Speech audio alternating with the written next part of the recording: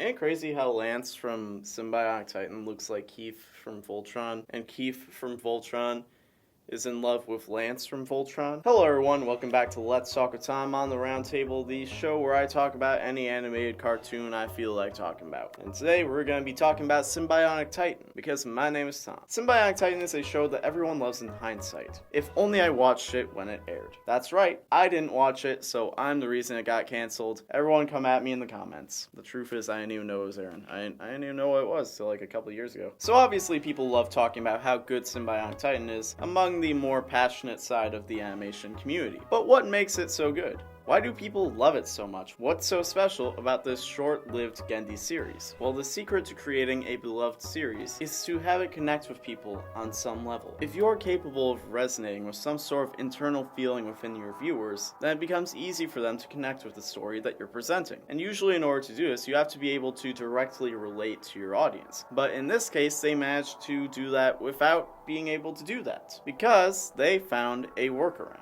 Sym-Bionic Titan feels like they wanted to connect with a younger audience, but had the self-awareness to realize that they weren't in touch enough to do that through conventional means. So instead, they went with parodying common tropes and cliches about the high school experience, like having the divided social groups that you always see in TV and movies, with the meathead jocks and the 20-year-old looking model girls who that's not what girls in high school look like. School dances that are okay.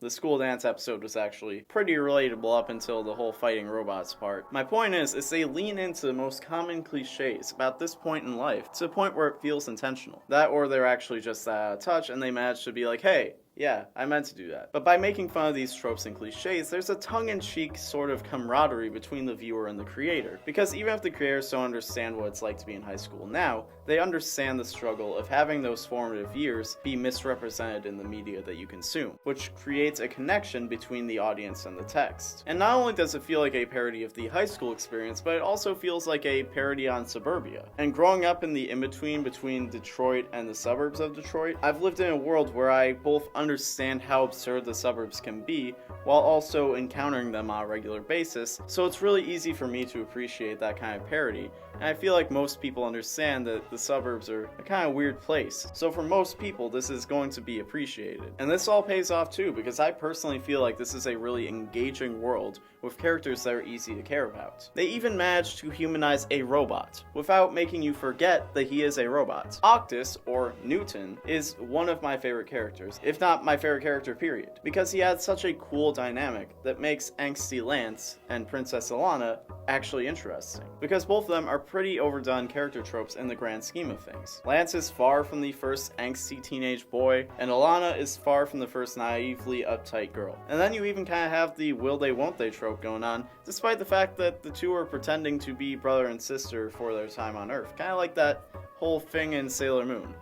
No, not them, the other ones. But you take these characters and you add in Newton, and he puts them in social situations that challenge the normal things that you would see out of these archetypes, which just makes the show more enjoyable and easier to connect with. If I could choose one word to describe Sym-Bionic Titan, I would say enhanced. Everything feels like it's more than what it actually is. Even the fish out of water aspect feels fresh and new, despite the fact that I know I've seen it 100 times already. Everything that they did was maximized to do as much as they possibly could. And you know what? I'll even throw in what might be a hot take here. Even with Genndy's incredible awe-inspiring action sequences, I feel like the characters and story outside of that is more compelling to me as a reason to watch this show. And this is the same guy who made Star Wars: The Clone Wars, a show that I completely remember for the visual action. I can very vaguely remember the tidbits of story that they did, but what I remember most is how well Genndy managed to showcase what the rules and the universe of Star Wars could be within the world of animation, which Sym-Bionic Titan still brings in that same level of enthusiasm to show off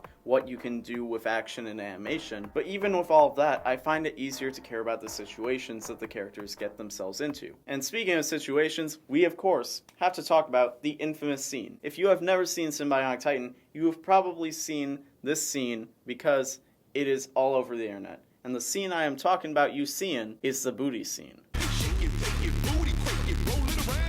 The context is that Newton is asked by the most popular girl in school to help her pass a test. And the reason that she's getting all seductive is because she wants Newton to do the work for her instead of learning how to do it for herself. Which is funny, because I had a similar thing happen to me in my senior year of high school, where a really cute girl was getting really flirty with me, and it was very clearly just to get me to help her with her homework. And it's funny, because in hindsight, she was really cute, and I could have just gone with it to see if it could possibly go somewhere, but instead I had to go and have self-respect.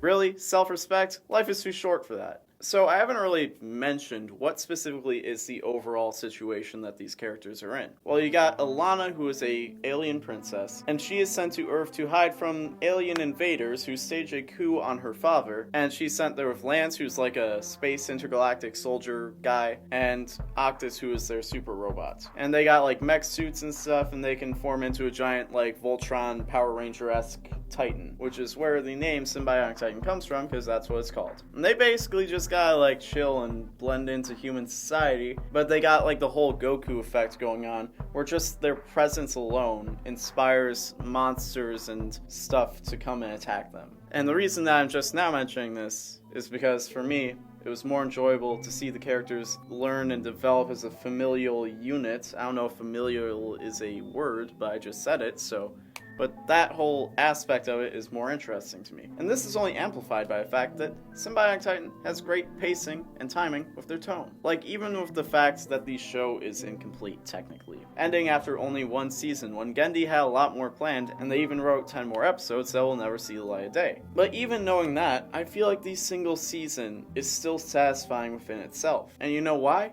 Because it sends us away happy. It's just such a well-presented story, even though the story itself is kinda average. Like, it's almost like a fan fiction in concept. A space princess, a soldier, and a robot have to survive in a high school AU where they go to dances and parties and go on dates with OCs. But it works. Sure, there's some weaker episodes here and there, but then you come back to something that makes you care again. Because this show feels real, and a big reason why I think that the show pulls off this sense of realism is because it knows where to place reality. A lot of shows, especially cartoons, choose not to acknowledge certain stresses and anxieties within the world, while this show chooses to address them and then build off of them. For example, when the group first arrives on Earth, they show them going through the process of finding a house and furnishing it, but having to do all this on top of the everyday stresses and anxieties of life is a real thing, and it's an experience that I've had to go through several times in my life, which the decision to go over all of this makes the situation feel more grounded in reality. Then you also have things like Lance's lost sense of purpose. He spent his entire life up until this point learning how to be a soldier so he could protect the royal family,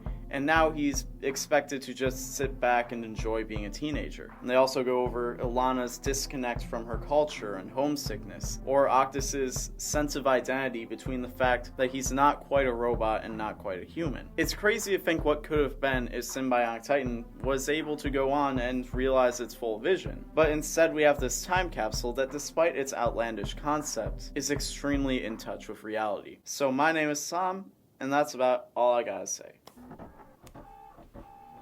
Thank you for watching Let's Talk with Tom on the Roundtable, but Tom isn't just on the Roundtable. I have my own self-titled personal channel, I have a Twitter, I have an Instagram, I have a Snapchat, I have all that good stuff. In fact, I even have a Tumblr.